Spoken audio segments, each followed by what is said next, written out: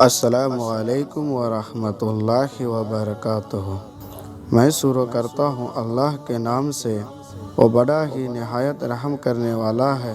اللہ کے سوا کوئی معبود نہیں اور محمد صلی اللہ علیہ وسلم اللہ کے رسول ہے۔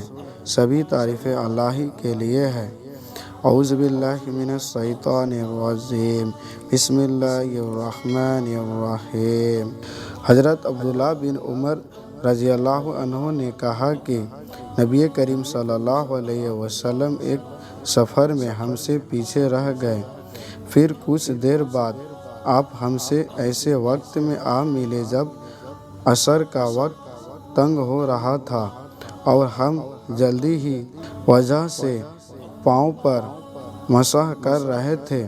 یہ دیکھ کر آپ نے بلند آواز سے 3 بار خبردار کیا، دیکھو دوزخ کی آگ سے اینٹوں کی خرابی ہوگی۔ وضاحت: اینٹوں کو ڈھکنے سے تھوڑا اوپر تک دھوئیں تاکہ قائم حصہ سوکھا نہ رہے۔